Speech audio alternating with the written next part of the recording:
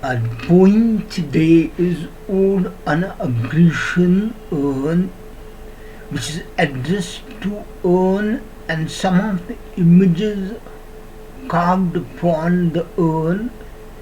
The urn asserts that man may himself create beauty, may achieve a perfection of art which will continue to give comforts and inspiration to the posterity, to the coming generation. So, this ode was written in 1819 and remains one of the best known poem by Keats. So Keats' Ode on a Grecian Urn is addressed to an imagined urn, but to him it's a real one. It has survived from antiquity. It's a Sylvan historian telling us a story which the poet suggests by a series of images and question form. Keats' imagined urn is decorated with three scenes. The first is full of frenzied movement, and the actors are men or god and maiden. Other figures, or possibly the male figures, are playing musical instruments.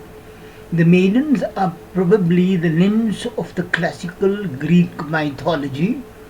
The men or gods are smitten with love and are pursuing them. Keats loved classical mythology and had probably read stories of such love game. The Ode on a Grecian Urn portrays his attempt to engage with static immobility of the sculpture. The urn asserts that man creates beauty and achieves perfection of art which continues to inspire the generation of men. In every way, the urn is a supreme example of the un and the union of objective, concrete form with suggestive as associated imagery and triumphant idea. It possesses not only clear visible shape for the eyes to enjoy, but its firmly wrought artistic structure indicative of the poet's high sense of inner order and comeliness. Beauty is commemorated not only as loveliness of line and contours, but as a perpetuation of significant moods representative representative of experiences of humankind, but his desire was to embody in his a rounded universal significance. Keats' devotion to things Greek was deeply nourished by two translations. Chapman's translation of Homer's Iliad, Odyssey, and Hymn, and Sandhya's translation of Ovid's Metamorphoses.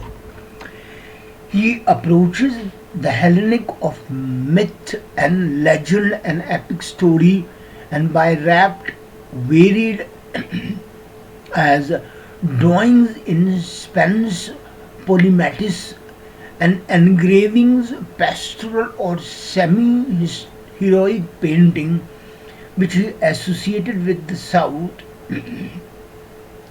To appreciate the ode, the logical, artistic selection and arrangement of detail, the rigorous exclusion of ornament in subject and in style is very important. Also, as specialists tell us, one must have a highly responsive sense of touch, must feel smoothness of texture of the work of art, direction of the curve and depth of the relief. recognizing the fact that sculpture is work in three dimensions.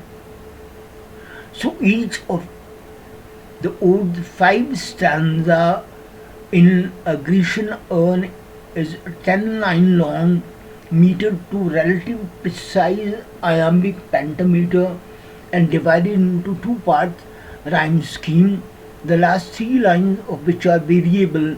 The first seven lines of each stanza follow A B C D E rhyme scheme. In the first stanza, he examines the picture of the mad pursuit and wonders what actual story lies behind the picture.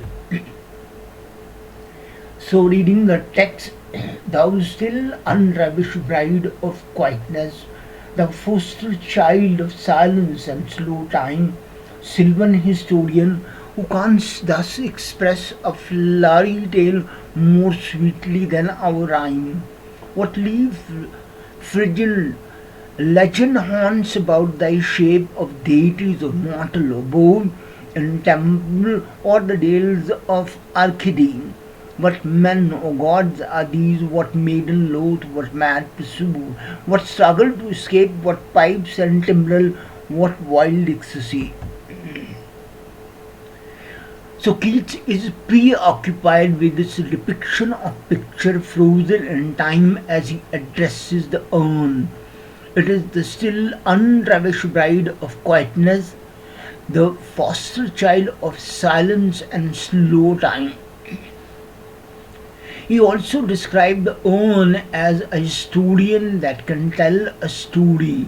He wonders about the figures on the side of the urn and asks what legend they depict and from where they come. So the first stanza, devoted to the memory of the legendary life, evokes the picture associated with the myth and early story, Greek legend, two of which Keats selected for special remembrance. The first, tale of Daphne, who in the famous vale of Tempe near Mount Olympus was pursued by Apollo and was turned into a laurel. The mountains of Arcady danced and sang in happy rivalry. Thus Keats pictures for us moments, pursuit of love, dancing, music, passionate joy and physical being. Is it only a legend, a story in picture that haunts about its form? The term shape draws attention to the outline of the urn and its shape, encompassing and framing the mad pursuit and the wild ecstasies of men and maiden, bears a haunting resemblance to the curving lines of the feminine body, a resemblance already intimated or at least prepared for in the initial designation of the urn, unravished bride of quietness. So it need be interacted with, communicated with. In his current poem to Fanny Brown, Keats frequently used the word shape in ecstatic phrases concerning her girlish form. Continuing the text, heard melodies are sweet, but those unheard are sweeter. Therefore, ye soft pipes play on, not to the sensual ear, but more and dear pipe to the spirit. Deities of no tone, deities of no tone, fair youth beneath the trees, thou canst not leave thy song, nor ever can those trees be bare. Bold lover, never, never canst thou kiss. Though winning near the goal, yet do not grieve, she cannot fade. Though thou hast not thy bliss, forever wilt thou love, and she will be fair. So the very audible and present melodies of everyday life are sweet, but beyond these pleasures, The sensory pleasure of the immediate senses exists delight of imagination which involves the spirit, the joy that owes their appeal to the fact that they are visionary, unachieved, ideal forever. So two figures bear out this truth. The fair youth beneath the trees is carved on marble urn, is symbolic of the devotion to art. The young man playing a pipe lying with his lover beneath a glade of tree. The speaker says that the piper's unheard melodies are sweeter than the mortal melodies because they are unaffected by the time. He tells the youth that though he can never kiss his lover because he is frozen in time, he should not grieve because her beauty will never fade.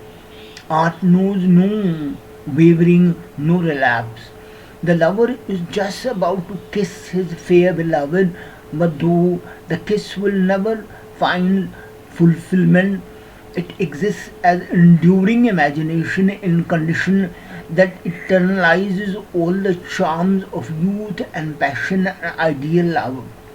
This is a world without change, the spring and supreme moment of quest of love that will never know satiety or decline. But possibly the stanza also misses the warmth of love, the physical, sensuous love. So, continuing with the third stanza, happy, happy bough that cannot shed your leaf nor ever bid the spring or dew, and happy melodies unvaried, forever piping songs forever new. More happy love, more happy, happy love, forever warm and still to be enjoyed, forever panting and forever young, all breathing human passion far above, that leaves a heart high, sorrowful and cloyed, a burning forehead and a parching tongue. So in the third stanza, he looks at the trees surrounding the lovers and feels happy that they will never shed their leaves. These leaves will remain evergreen. He is happy for the piper because his songs will be forever new, and happy that the love of the boy and the girl will last forever, unlike the mortal love which lapses into the breathing human passion and eventually vanishes, leaving behind only a burning forehead and a parching tongue. The ode on a Grecian urn is in structure, style, and diction, imagery, and music of stately was completely a unit within its subject matter.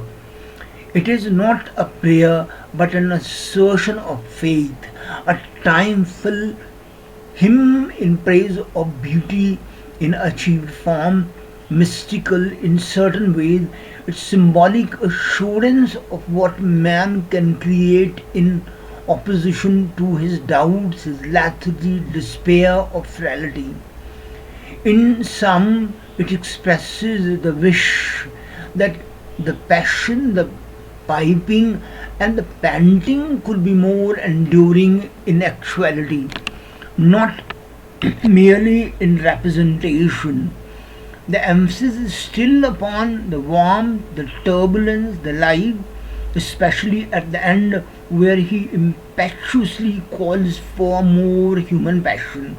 He wishes it to breathe, be it noted, even though far above the transient earthly sphere. This is quite different from his preferring either to be the lover on the urn or to contemplate him rather than to be a lover in the world and to consummate love in the flesh.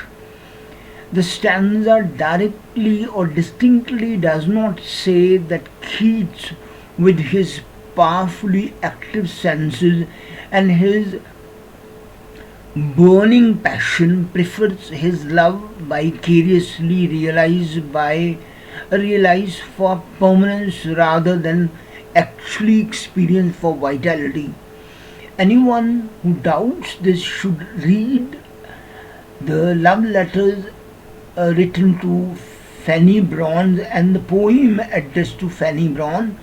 An artist at his best is a creative, confident, positive. The stanza stresses the point that the real function of art is to preserve for our enjoyment the moments of intense beauty and supreme tenderness and loveliness. The theme of what has gone before is the arrest of beauty, the fixity given by art to form which in life are fluid and impermanent, and the appeal of art from the sense to the spirit.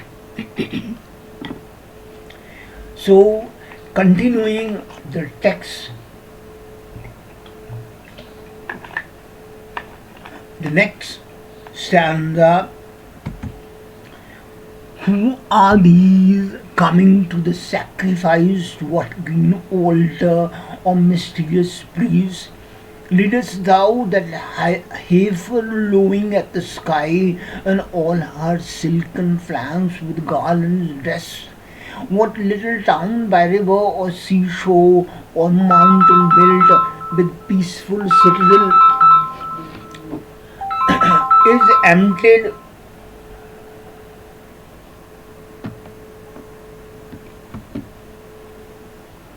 of this folk, this pious morn?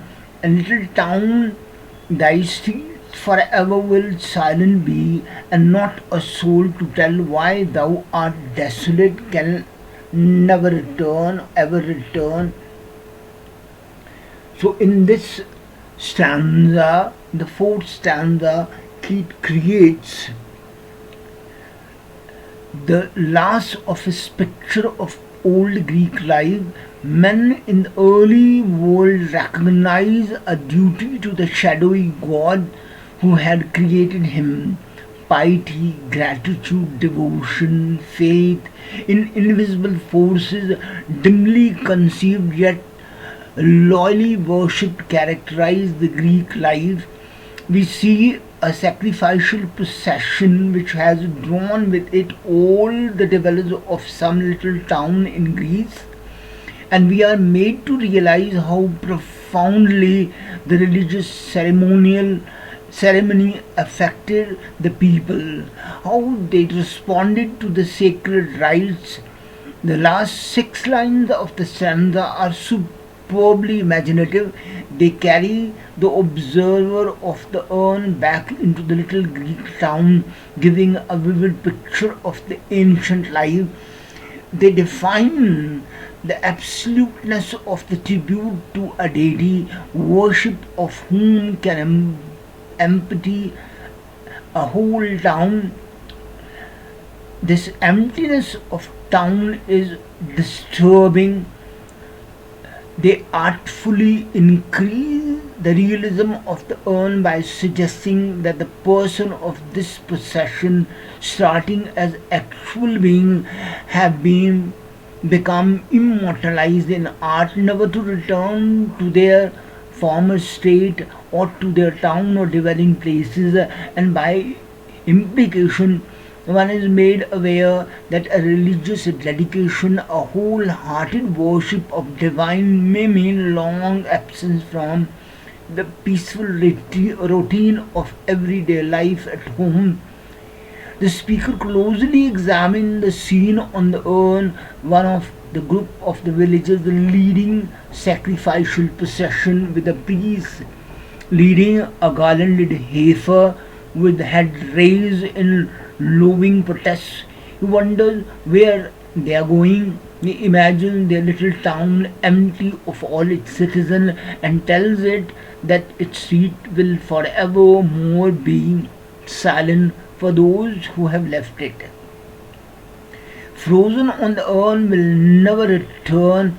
Thus, for Keats has led us from the objective primitive delight in love, youth, nature, onto a recognition of the more meditative pleasure in super sensitive aspect of life, love, art, and religion.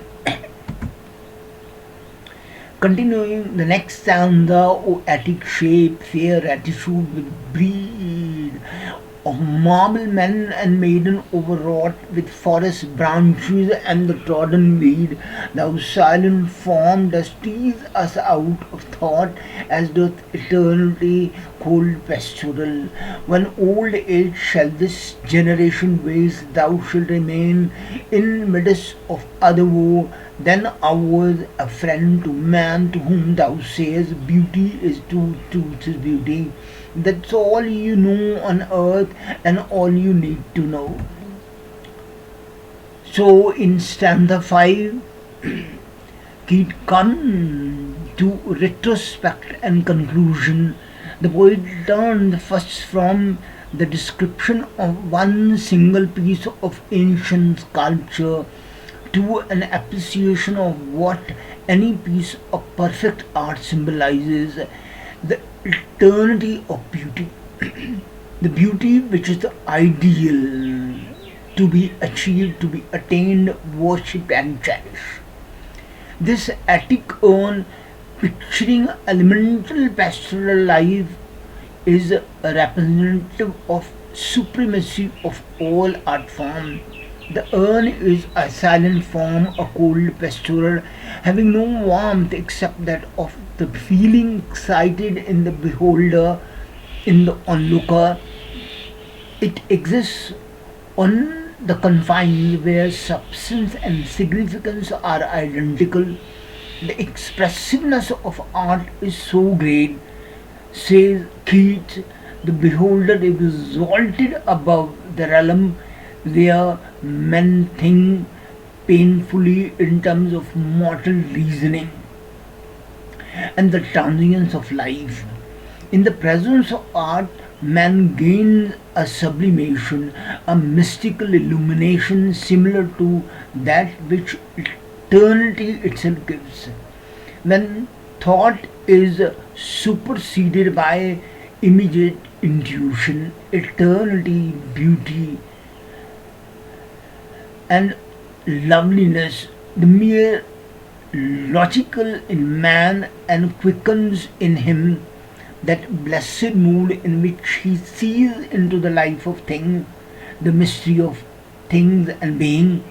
The great experiences of life bring some supersensuous wisdom that can never be reduced to formulae. The speaker again addresses the urn itself, saying that it, like eternity, doth tease us out of thought. He thinks that when this generation is long dead and gone, the urn will remain, telling further generation its enigmatic lesson that beauty is truth and truth beauty. The speaker says that is the only thing the urn knows and the only thing it needs to know, the self-conscious reasoning. So beauty is eternal in its concrete reality. It's a symbol, a shadow of the absolute, tangible, visible being. Is merely a mode of revealing divine, ideal, immutable truth. Keats asserts the Platonic doctrine of the nature of truth, beauty, and virtue thus. Thank you.